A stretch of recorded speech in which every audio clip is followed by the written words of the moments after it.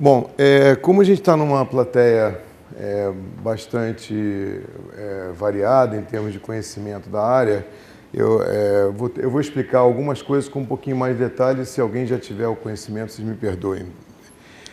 TCTH é transplante de célula-tronco hematopoética. A célula-tronco hematopoética, como a gente vai mostrar, ela vem sendo estudada há muitas décadas como uma possibilidade não só de tratamento, como de suporte para inúmeras doenças. Então, há cerca de 6 décadas, o primeiro transplante de célula-tronco, que tradicionalmente muita gente conhece como transplante de medula óssea, né? A gente agora usa esse termo porque o que é transplantado é a célula, né? Iniciou-se na década de 50, hoje tem cerca de 6 décadas de evolução. Isso aqui são os principais marcos históricos do transplante. No início, lá na década de 50 e 60, não se conhecia exatamente a importância da compatibilidade entre um doador e um receptor. Então, só a partir do final da década de 60, início de 70, é que com maior conhecimento da compatibilidade relacionada aos antígenos de histocompatibilidade, a gente chama de HLA, né? É que aí a coisa começou a evoluir, que os resultados começaram a melhorar. Porque inicialmente, sem esse conhecimento, foi um desastre. Então, se a gente está aqui na área acadêmica, é importante mostrar que, às vezes, um procedimento com um pequeno ajuste pode ser muito importante para a humanidade, para a pesquisa, né? A gente tem que esperar que a pesquisa se conclua. Naquele princípio, cerca de 60 transplantes foram feitos na década de 60, quase que foi abandonada essa técnica por conta do resultado tão ruim que era. Mas era porque não havia o conhecimento total dessa compatibilidade entre o doador e o receptor. No fundo, o que a gente está falando é a possibilidade de cura para inúmeras doenças, principalmente as doenças oncohematológicas, malignas e não malignas, e as doenças do sistema imunológico. Então, vocês imaginam, eu vou mostrar a lista, é uma lista que só cresce, todos os anos são incluídas novas indicações, e isso aqui são doenças que não tinham e não têm, muitas delas ainda, nenhuma outra possibilidade de cura a não ser a substituição do tecido, a medula óssea, que é de onde se originam as células relacionadas ao sangue, relacionadas ao sistema imunológico. Então, isso aqui já está muito bem estabelecido para algumas doenças, tem uma lista já bem estabelecida, e outras estão em nível experimental. Uma outra coisa que mudou completamente o resultado desse procedimento foi o suporte terapêutico. Então, se a gente olhar, por exemplo, de 70, 80 e 90, e até na nossa década atual, o que mudou bastante em relação ao transplante foram as aquisições que a gente teve em termos de conhecimento de suporte. Então, isso significa suporte terapêutico com novos quimioterápicos, com antibióticos, com antifúngicos, antivirais, com nutrição, com o cuidado em si, a experiência maior das equipes, cuidando dos pacientes. Então, isso mudou bastante. E tem gente que diz que, ultimamente, a única coisa que tem feito os resultados cada vez melhorarem mais é isso mesmo, é o suporte terapêutico, é o cuidado das equipes em relação aos pacientes. Agora, havia uma limitação lá no início dos transplantes, nessa década de 70, 80, que era o seguinte: só podia fazer transplante, quando a gente começou a conhecer a compatibilidade, quem tinha um irmão compatível, tinha que ser totalmente compatível. E isso limitava aproximadamente 25% das famílias, da população, tinham um irmão, o paciente tinha um irmão compatível. Então, vocês imaginam, só 25% dos pacientes tinham essa possibilidade. E o que gerou todo esse movimento, e vocês vão ouvir na mídia, toda hora está se falando de transplante de medula, transplante de célula-tronco, foi a possibilidade de encontrar novas fontes para a obtenção da célula-tronco. Então, a gente começou a entender que não era só o irmão que podia ser doador. Então, eu posso, por exemplo, encontrar aqui nessa sala um doador para um paciente que não tem absolutamente nada a ver com a família, mas porque esses antígenos de histocompatibilidade, eles estão distribuídos numa população específica. Então, existe uma possibilidade, uma probabilidade, que não é uma coisa muito simples, mas existe, se encontrar um doador para um paciente na população em geral. Então, aí foram constituídos os registros de doadores nacionais e internacionais, e na década de 90 em diante, se descobriu que a célula tronco, por um tempo, ela circulava no sangue do cordão umbilical. Todo mundo aqui já deve ter visto um parto e ver o que acontece com o cordão umbilical e com a placenta, né? Você tira o bebê, faz a ligação, eu vou mostrar depois, e o material, a placenta e o cordão, vai para o lixo. Só que o que está ali no cordão umbilical e na placenta, aquele sangue que tem ali, ele é riquíssimo em célula-tronco hematopoética, a mesma célula que a gente precisa para o transplante. Não na mesma proporção que tem na medula, se eu for buscar direto na medula, mas uma quantidade razoável que permite você coletar aquilo, armazenar, e aquilo serve como material de transplante. Então, gente, isso aqui fez com que hoje, a gente vai mostrar mais adiante, cerca de 90% até 95% de quem precisa se tratar de doenças graves tenha uma fonte de célula-tronco disponível para fazer o transplante. Então, mudou a situação completamente. Dos 25% de chance de encontrar um doador, a gente está chegando hoje a quase 90% a 95% de chance. Então, isso é uma possibilidade muito grande, amplia muito o escopo desse procedimento e é o que vem acontecendo. Do ano 2000 em diante, aí teve aquela febre da história da célula-tronco como possibilidade de regeneração de tecidos. Todo mundo deve ter visto aqui o Super-Homem e outras situações que foram mostradas na mídia de gente que sofreu acidente e rompeu a medula espinhal e ficou paralítico, outras pessoas que têm doenças graves como Alzheimer, como Parkinson e outras doenças muito graves e que não têm tratamento específico, e que houve a possibilidade de se usar a célula-tronco como uma forma de regenerar outros tecidos que não somente a medula óssea. Tá? Então, isso aqui ainda está em avaliação. Eu diria que 15, 16 anos depois desses primeiros estudos, a gente ainda tem algumas indicações que já estão um pouquinho mais claras para o uso dessa célula como regeneração, mas não é ainda uma prática corrente em termos de rotina de tratamento, de utilização. Então, só para dar essa introdução para vocês, para a gente poder continuar. Então aqui, não sei se dá para ver aí de longe, aqui é a evolução que eu falei para vocês. Aqui o início, várias coisas aconteceram que foram importantes na história, na evolução do transplante, mas o que mudou mesmo foi aqui, ó, na época que se conheceu a compatibilidade. Porque aí vocês veem que a curva, ela cresce exponencialmente a partir daí, né? E como a gente está no meio acadêmico, eu acho que é importante vocês terem sempre essa imagem do rito científico, da maneira como se desenvolve um protocolo, como se estuda uma determinada técnica. Existem sempre aquele modismo. Vocês vão escutar, surgiu uma droga nova, eu vou usar essa droga, vai resolver tudo. Dali a um ano, alguém faz os estudos, não é nada disso, né? Então aqui vocês veem aqui, está vendo esse pico aqui, ó? Alguém inventou que transplante de medula servia para tratar câncer de mama.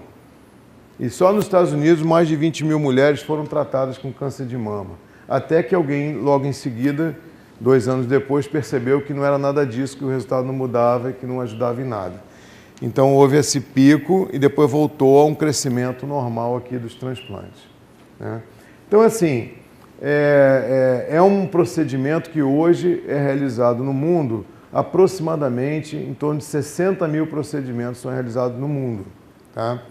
E esses procedimentos, eles são espalhados por praticamente todos os continentes. Onde tem menos movimento é onde tem menos condição socioeconômica. Na verdade, a África ainda é o que sofre mais por falta desse procedimento. Mas no mundo inteiro, isso tem sido bastante útil e gerado muito conhecimento científico também. Vocês lembram que eu falei ali que a coisa começou a dar certo a partir de 70, 75? No Brasil, os pioneiros, nós estamos aqui, ó, não vai dar para ver, mas a gente está aqui bem novinho, aqui em 83, trabalhando lá na equipe do INCA. Os pioneiros da equipe de Curitiba, Dr. Pasquini, Dr. Ricardo Pasquini, foram os primeiros a fazer transplante no final da década de 70, no início de 80.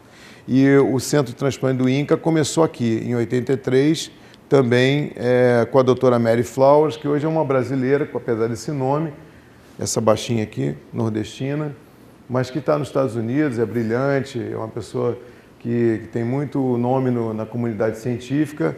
Ela foi para os Estados Unidos, mas ela deixou essa semente, que é a unidade de transplante do INCA, que chama-se SEMO, né? Mas o que é importante mostrar é essa evolução. Nos últimos 33 anos, 35 anos, o Brasil cresceu muito em termos de desenvolvimento dessa técnica, e hoje você já tem acumulado mais de 30 mil procedimentos realizados no Brasil, e em média são realizados 2.500 transplantes por ano dessa modalidade no Brasil. A gente também trabalha muito com a parte científica, então tem diretrizes, tem publicações nacionais muito reconhecidas, né? E também a parte de regulamentação pelo Ministério da Saúde dessa prática no Brasil. Então houve um grande desenvolvimento no nosso país também. Essa é a lista que eu falei para vocês. No topo da lista, a gente encontra lá as principais indicações, e são indicações assustadoras. Toda vez que você chegar para um doente e disser que ele tem uma leucemia, tem um tipo de câncer, ele vai tremer, vai se assustar, e a gente tem que dar para ele uma possibilidade. Essa foi a grande possibilidade, que é o transplante de célula-tronco. Então, as leucemias agudas, elas estão no topo dessa lista. Leucemias crônicas logo em seguida, as falências medulares, que são síndrome mielosplásica, outros tipos de falência medular, e várias doenças que são relacionadas à doença hematológica. Hoje, essa lista tem em torno de 80 doenças diferentes, em diferentes estadios, para indicação em idades diferentes. Tá? Então, é uma variedade grande de utilidade para esse procedimento. Mas olha aqui, ó, no final aqui da lista, a gente tem tumores e tem está bem pequenininho aqui, mas está escrito doenças autoimunes. Lembra que eu falei do sistema imune? Então, tem muita gente estudando a possibilidade, por exemplo, de se tratar doenças autoimunes com o transplante de célula-tronco. E aí você inclui diabetes, esclerose múltipla, lúpus eritematoso, artrite reumatoide, várias doenças que hoje você tem um tratamento que é muito agressivo para o doente, é mais para controle, para paliativo, do que propriamente para curar o paciente. Então, essa possibilidade aqui é uma realidade. Imagina, se você realmente tiver um paciente com diabetes tipo 1, você puder curar ele dessa doença, e nunca mais ele precisar usar insulina, e não evoluir com as doenças, com as comorbidades que o diabetes promove, isso é extremamente importante. E tem muita gente aqui no Brasil, inclusive, estudando esse tipo de aplicação da célula-tronco da medula óssea. Bom, no Brasil, a gente tem uma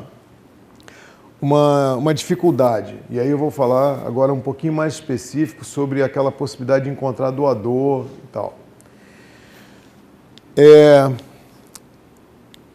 O REDOME, que significa Registro de Doadores, falta o V, Registro de Doadores Voluntários de Medula Óssea. Tá? E Brasil CORD é a rede pública de bancos de sangue de cordão umbilical. Quando eu falo em seleção de doadores e unidades de SCUP, sangue de cordão umbilical e placentário, vocês imaginam a dificuldade que é, por exemplo, um país como esse, em que você vai a Santa Catarina e você vê uma pessoa que se identifica claramente como de origem europeia. E você vai ao Nordeste e você vê uma pessoa com a pele parda, com o olho verde, né? Toda essa miscigenação. Então, essa é uma grande dificuldade que foi identificada lá atrás do nosso país em termos de seleção de doadores, né? Vocês podem imaginar, basta olhar para a sala e a gente vê como nós somos miscigenados. E buscar um doador para um brasileiro no exterior é uma grande dificuldade, não só por isso, mas também pelo custo que isso gera. Então, há algum tempo atrás, a gente começou a planejar a possibilidade de ter um registro no Brasil, um cadastro no Brasil de doadores ou uma fonte alternativa, que é o caso do sangue do cordão umbilical, para poder atender esses pacientes. Ora, o cadastro no Brasil tem lógica, né, gente? Se eu vou procurar doador para brasileiro, eu vou buscar o doador onde tem o brasileiro que precisa do transplante. Então, isso foi a lógica da seleção, da constituição do registro. É claro que para você selecionar um doador, não é só compatibilidade. Eu preciso de várias outras coisas. Eu preciso, por exemplo, pensar no que diz respeito ao paciente. Se eu tenho uma criança, provavelmente eu posso atender essa criança com sangue de cordão umbilical. Não preciso de um doador adulto. Mas se eu tenho um adulto, o cordão umbilical já não é tão bom, porque não tem a quantidade de células suficiente para aquele peso do adulto. Então eu tenho que levar em consideração a idade do paciente, o sexo, a doença que ele tem, se é uma doença mais difícil de tratar, que precise de uma condição diferente em termos da utilização da célula. Se eu tenho necessidade de urgência, para selecionar um doador demora 3, 4 meses do registro de doadores. Do banco de cordão, a célula está congelada ali. Então eu posso tirar do banco e fazer um transplante em 15 dias. Com o doador eu preciso de 4 meses. Então eu preciso saber se há uma urgência na utilização dessa célula. Comorbidades, por exemplo, se eu tenho um paciente que tem uma situação, que ele tem um problema cardíaco, um problema renal, ou seja, tudo isso interfere na seleção da célula. A fonte, como eu já disse para vocês, compatibilidade, que é importante, vou falar um pouco mais, e os fatores relacionados ao doador. Hoje em dia, em termos de procura de doador, como eu disse, a gente tem uma possibilidade de em torno de 90% a 95% de achar uma célula compatível para a realização do transplante. E aqui estão as possibilidades. Lembra que eu falei que no início era o doador familiar, HLA idêntico, né? E aí esse cara aqui fala para a gente em HLA idêntico. O que é HLA idêntico? O que é identidade? O que é compatibilidade? Na verdade, nós estamos falando de um grupo de genes que está, olha só, no braço menor do cromossomo 6. É só isso. Não tem a ver com grupo sanguíneo, não tem a ver com sexo, ou seja, a mulher pode doar para homem, o homem pode doar para mulher. Não precisa ficar preocupado que quem recebe medula de mulher não vai virar outra coisa, entendeu?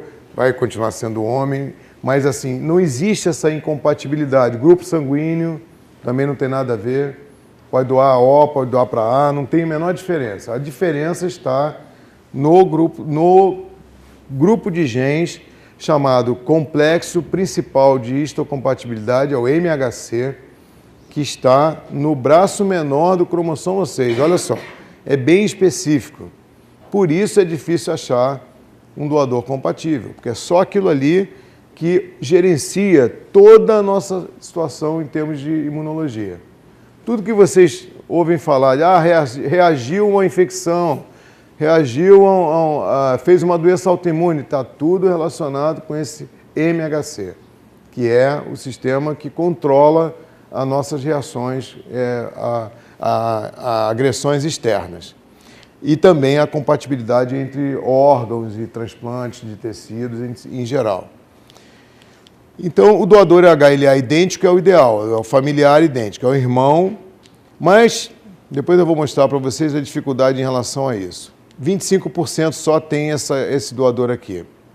O doador do banco do Registro Nacional e Internacional, os bancos de cordão e, mais recentemente, a gente está trabalhando a possibilidade, você vê como é que é a evolução da medicina, de utilizar o pai ou a mãe que é 50% em geral compatível, que é o chamado doador haploidêntico, para servir de fonte de célula para o transplante. E aí o pessoal diz assim, mas não tinha que ser completamente idêntico, como é que vai ser 50% só idêntico? Aí vem a beleza da técnica. Quem já foi mãe aqui, carregou durante 9 meses o bebê, né, no útero, e existe uma certa tolerância entre o bebê e a mãe e o bebê. Então isso propicia que pai e mãe, né, possam ser doadores para os filhos em relação ao transplante de célula-tronco. Então essa é uma técnica que tem cerca de 2 anos que está sendo evoluída e que realmente aumentou a chance de encontrar doador para praticamente todo mundo que tem pai e mãe, mas juntando com as outras técnicas, a gente aumenta a possibilidade. Bom, já falei do HLA. O HLA começa com uma barreira e você tem que fazer exames, geralmente são técnicas de biologia molecular, para você identificar qual é o melhor doador, né? Então a gente tem vou falar isso mais adiante, existem nesse cromossoma, nesse grupo lá, existe um grupo de genes e nós procuramos a compatibilidade que a gente chama de 10 em 10, ou seja, 10 características genéticas têm que ser iguais a 10 características do doador, tá? Então, se eu tiver um doador 10 em 10, eu estou bem, eu posso fazer o transplante. Se eu tiver um doador 8 em 10, o resultado já não é a mesma coisa. Já tem possibilidade de rejeição, alguns outros problemas. Então, essa que é a dificuldade, é procurar aquele doador ideal para realizar o transplante. Outras situações que também têm que ser levadas em consideração, quem trabalha em laboratório, trabalha na seleção, se preocupa com se o doador tem uma infecção e um sangue de cordão que permite uma compatibilidade um pouco mais flexível ou um doador haploidêntico. Então aí, gente, a coisa realmente agora mudou de patamar. Eu tenho doador para quase todo mundo, eu preciso ter lugar para tratar esses pacientes. Mas, na verdade, essa é a realidade brasileira. A gente hoje tem doador, muito doador disponível e não é essa mais a desculpa para um paciente, por exemplo, não ser tratado ou realizar um transplante. Então, essa é a situação do Brasil. 204 milhões de habitantes, 85 centros de transplantes, sendo a maioria deles custeados pelo sistema público, né? Então, o SUS é o grande fomentador desse procedimento. São mais de 400 leitos, mais de 30 mil transplantes foram feitos, essa é a média por ano. Temos 4 milhões de doadores de medula registrados no registro, é o terceiro maior registro do mundo, né? Esse registro ele é considerado como um case de sucesso no mundo inteiro, em termos de evolução e desenvolvimento. E temos 13 bancos de sangue de cordão umbilical, hoje na rede Brasil Cord. E no ano passado foram feitos cerca de 300 transplantes não aparentados aqui no Brasil. São 2.500 no total, 300 são não aparentados. Esse ano já vai fechar com 420, esse ano a proposta, e o ano que vem a gente tem um crescimento anual em torno de 20% a 25%, deve aumentar ainda mais esse tipo de procedimento. Então, como eu já disse para vocês, isso aqui é um problema, constituição genética da população, essa diversidade dificulta, mas se o registro está aqui no Brasil, facilita a gente encontrar o doador. E isso aqui também foi um fator interessante, porque lá na década de 80, quando a gente começou, as famílias tinham 8 filhos, 10 filhos, e era muito mais fácil encontrar um doador idêntico ali, era mais do que 25%. No Brasil chegava a 40% a chance de encontrar um doador idêntico e tinha famílias com 10, 8 filhos, era mais tranquilo. Hoje, a família tem 1 filho, 2 no máximo, não tem mais do que isso. Então restringiu ainda mais a possibilidade. Nós então criamos, teve uma tentativa em 93 de criar o REDOME, que é o registro, não foi muito bem sucedida.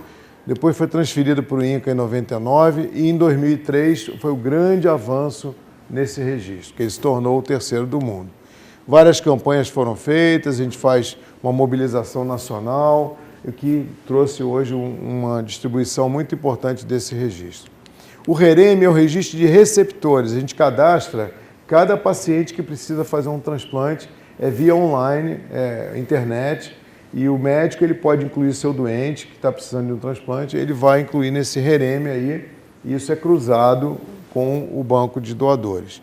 E RENACORD é o registro das unidades de sangue de cordão umbilical. A rede Brasil Cord foi criada em 2004. Inicialmente eram 2 bancos, era o Einstein junto com o INCA, e hoje são esses 13 bancos que estão distribuídos e um que vai ficar aqui em Campo Grande. Lembrando a vocês que existe no Brasil, no Ministério da Saúde, existe uma coordenação que chama Sistema Nacional de Transplantes e que integra toda essa rede. Então, quando a gente está falando de REDOME, de Brasil Cord, nós estamos falando de um trabalho conjunto de muitas instituições, mais de 300 instituições. E aqui você tem Hemocentro, Laboratório de HLA, tem a Anvisa, tem ONGs, tem médicos, hospitais, empresas, todo mundo que suporta a realização do transplante e o desenvolvimento do registro e da rede de bancos. Nos últimos anos, a gente entendeu que não bastava ficar no Brasil, então a gente também tem relações internacionais. O NMDP é o registro americano, é o maior do mundo, o EBMT é o registro europeu e a gente tem um registro específico a nível mundial para sangue de cordão umbilical, que é o Eurocord na Europa, e o NetCord é a rede mundial. Então a gente tem relações também com esses grupos aí dentro e fora do Brasil. Aqui é uma sopa de letrinha para vocês, só para entender. A gente tem várias instituições que trabalham com isso no mundo inteiro. E o Brasil faz parte dessas instituições todas, né? Então aqui tem o BMDW, que é uma espécie de hub de todos os registros do mundo inteiro. Tem uma organização que cuida da parte de protocolos, de padronização de técnicas, que é essa WMDA, e assim por diante. Registro de informação, a gente faz parte disso tudo. A nossa bandeirinha está aqui, e são 27 milhões, mais ou menos, atualizando, de doadores cadastrados no mundo inteiro. Tá? E desses 27 milhões, o Brasil está aqui, está aí. E tem cerca de 700 mil cordões umbilicais incluídos também nessa rede mundial de procura de doador, que é onde está o Brasil Cord. E aí fizeram um cálculo, isso é um cálculo estatístico, de que se a gente continuar desse jeito, uma segunda-feira, dia 10 de julho de 2017, às 21 horas e 43 minutos, 10 segundos, não sei o quê, nós vamos ter 30 milhões de doadores cadastrados no mundo. Então, vocês terem ideia de que é uma preocupação mundial e a comunidade se mobiliza para poder ser solidário e ajudar quem precisa. O Brasil está aqui, ó, terceiro do mundo, já é hoje um registro que cadastra mais do que o segundo. Então a gente cadastra mais que o alemão e eles estão preocupados que a gente vai passar a eles. Mas assim, a nossa preocupação não é essa, é atender melhor a população, mas o Brasil tem feito um trabalho muito importante de inclusão de doadores para poder atender a população. E aí vocês veem aqui o crescimento do registro, o registro hoje com 4 milhões e mais de 4 milhões de doadores, também aumentou a possibilidade de fazer transplante. Então esse gráfico de baixo são os transplantes e o gráfico de cima são os doadores, mostrando que uma coisa está comparável com a outra, em termos de curva, está uma acompanhando a outra. E como eu disse lá no início para vocês, às vezes as pessoas, vocês vão ouvir na mídia ou algum político, alguém dizendo assim, tem que cadastrar todo mundo, a população inteira. Isso não é verdade, porque na verdade se você cadastrar todo mundo, você tem um custo enorme, isso impacta o serviço de saúde no Brasil, o SUS, e não é assim que se produz. A gente tem que cadastrar especificamente olhando a genética de quem você está cadastrando, senão você começa a repetir muito o mesmo tipo de doador, né? E aí nós fizemos esse cálculo aqui, ó. Nós estamos aqui nessa seta aqui. Então nessa seta Tem uma parte da população que já ultrapassou os 90% de chance de achar um doador, 9 em 10, e tem uma parte que ainda está aqui na faixa de 80%, 82%. 82%. Se eu começar a acrescentar milhões de doadores, em termos logarítmicos aqui, 6 milhões, 7 milhões, eu mudo muito pouco essa curva. Então, isso aumenta o custo, mas não quer dizer que vai aumentar a chance de achar doador para quem precisa. Agora, veja o que acontece quando eu vou buscar o doador ideal, que é o 10 em 10. Aí já cai bastante, já cai para cerca de 60% a chance de encontrar doador. E quando eu vou olhar, por exemplo, por classificação do IBGE, por exemplo, você vai ver que para o branco, eu tenho 90 e poucos por cento de chance de achar um doador, a maioria deles 10 em 10, mas se eu for buscar outras classificações, como pardo, preto, já é uma situação um pouquinho diferente. Eu tenho mais o 9 em 10 do que o 10 em 10. Então ainda tem que investir em alguns nichos da população para que a gente tenha representatividade melhor e possa atender a população. Bom, onde é que entra nisso tudo o sangue de cordão umbilical? Ele é uma fonte alternativa. Então, além do doador voluntário, eu posso ter os bancos armazenando material genético brasileiro e esses bancos eles vão ser úteis para se encontrar um doador também. No início, lá em 2000 e pouco, isso foi uma febre. Todo mundo achava que sangue de cordão umbilical resolveu o problema da nação e do mundo, em termos de transplante. Só que com o crescimento do registro de doadores, a gente notou que houve um início, utilização muito grande de sangue de cordão, depois estabilizou, porque se passou a encontrar doador com mais frequência também na população. Então, por que o sangue de cordão umbilical? É de obtenção fácil, eu disse, vai para o lixo, né? Placenta, cordão, vai tudo para o lixo. Então, você pode coletar. Se eu congelo e ele está dentro do tanque, ele está imediato, eu já está testado, não preciso me preocupar de ir em busca do doador, se o doador está vivo, se ele morreu, se ele pode doar ou não, se ele quer doar ou não, porque já está ali armazenado. Você pode usar o sangue de cordão com compatibilidade menor, em torno de 70% mais ou menos da compatibilidade e não 100%, porque a célula é mais jovem e ela não determina uma reação imunológica muito intensa e tem menos rejeição, ou seja, você tem uma condição de selecionar doador com mais flexibilidade. A história do sangue de cordão no Brasil, a gente começou a congelar em 90, a rede foi criada, o Banco do INCA é o primeiro banco estabelecido em 2000 e depois em 2004 a gente criou a rede. E a rede, inicialmente, na primeira fase, tinha os 2 bancos, na segunda fase passou a ter 8 e agora tem 13 e estão sendo implantados mais 3, inclusive daqui, do Maranhão e de Manaus, do Amazonas. A lógica disso tudo que eu falei é o seguinte, o Redome está no centro da atenção aqui, ele, na verdade, recebe a requisição de um paciente que precisa de um transplante, e ele cruza a informação com esses bancos aqui, com o banco de pacientes, cruza com o banco de doadores e cruza com o sangue de cordão umbilical. E a gente vai escolher o melhor doador para realizar o transplante o mais rapidamente possível. E também busca no exterior, ou seja, a gente vai buscar no nosso banco e no exterior também. Então o Redome faz toda essa logística.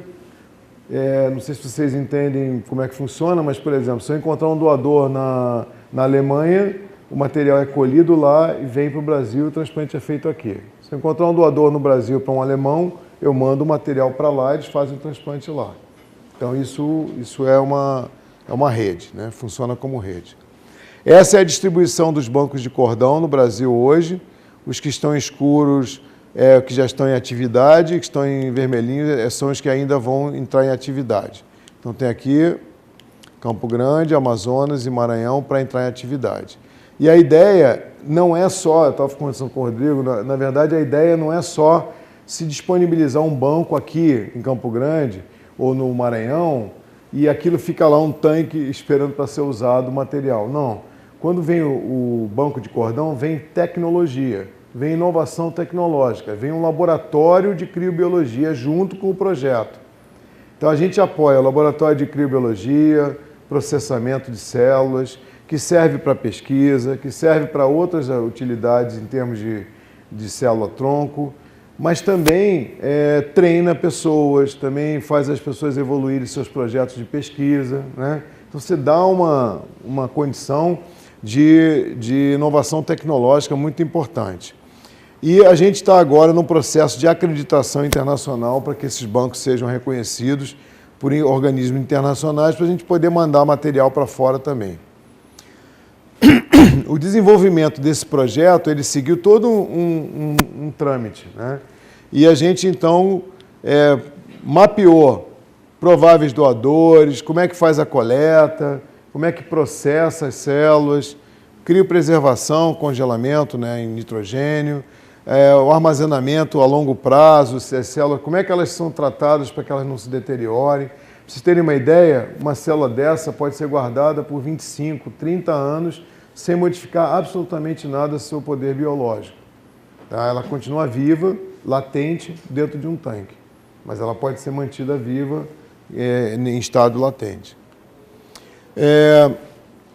A grande dificuldade do sangue do cordão é que a gente precisa ter certeza de que na genética ou na evolução dessa criança que vai gerar o sangue do cordão, não existe nenhuma informação que possa comprometer a célula já na origem.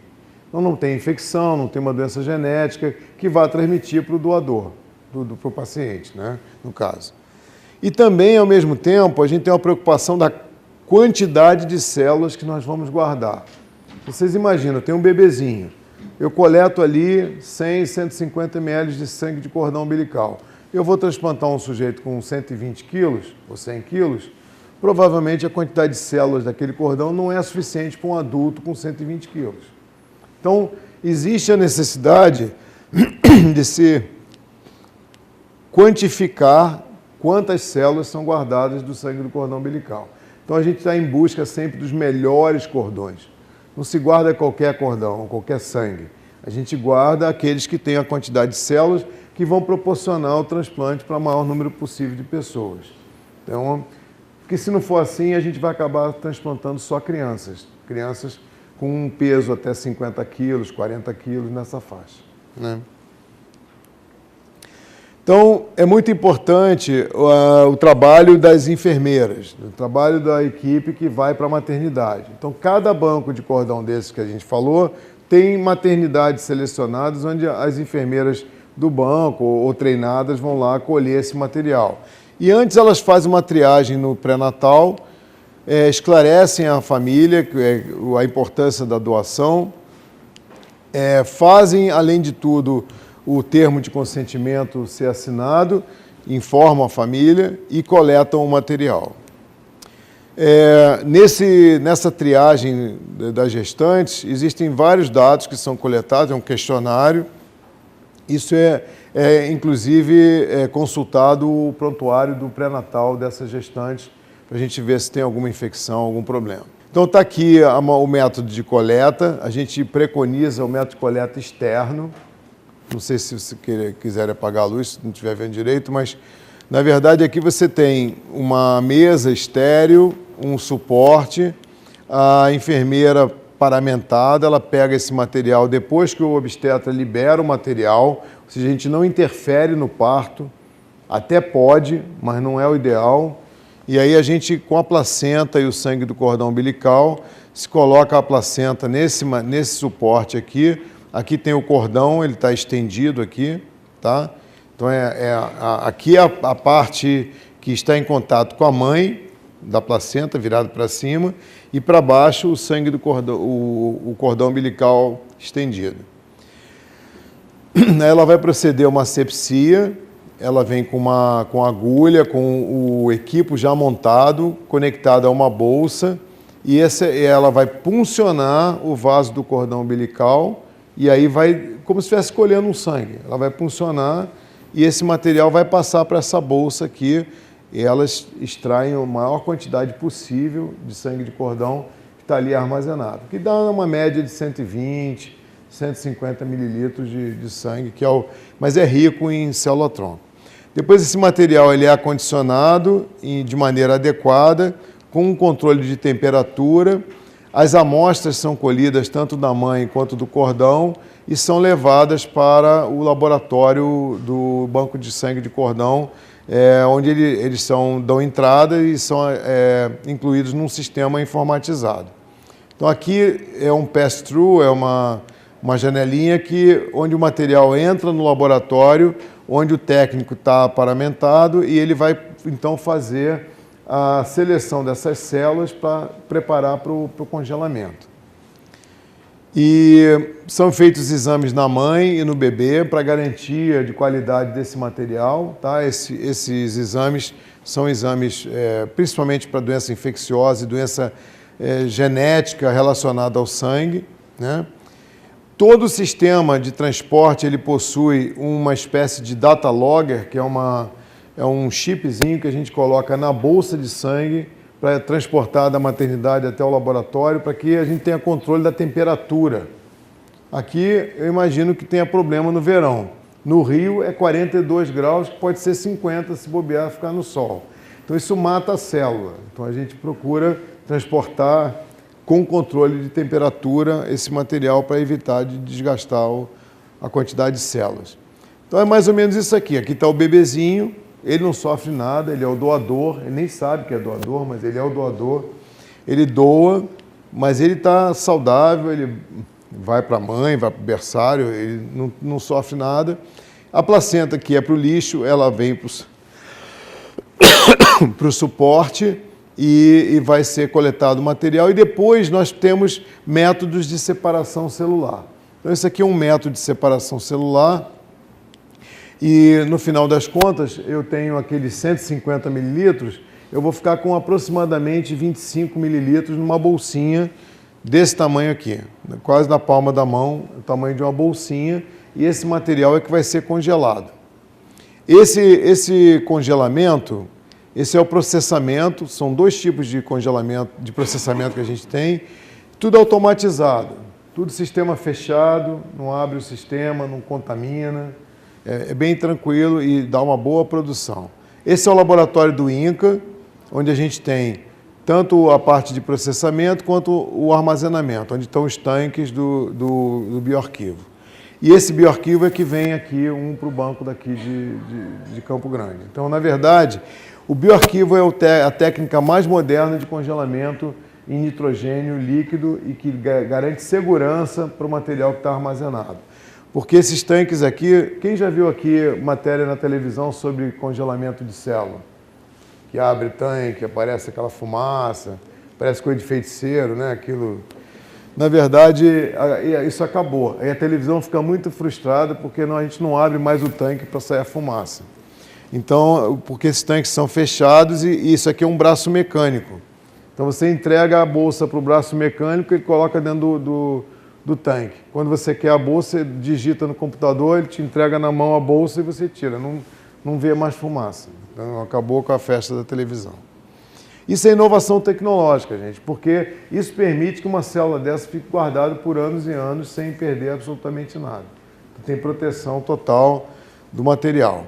Então aqui o que já está congelado, em torno de 20 mil unidades estão congeladas, já foram usadas 181 unidades do Banco Brasileiro em termos de transplante.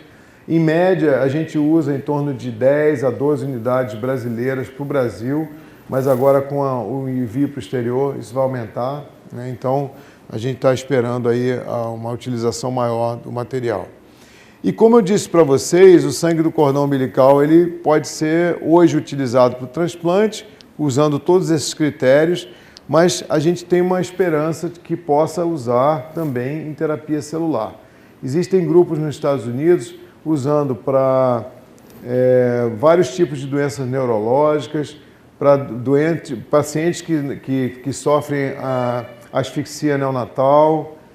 Existem várias outras utilidades que estão sendo analisadas e o sangue do cordão é bastante usado nessas técnicas experimentais.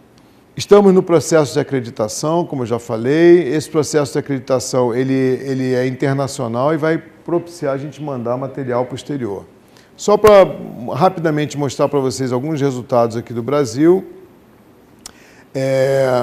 Os centros que produzem transplante, por exemplo, aqui que informaram para a gente, estão os centros aqui, a maioria. Tem um aqui pertinho, que é em Jaú, no interior de São Paulo, mas tem vários outros centros que participam desse esforço de realizar o transplante com sangue de cordão.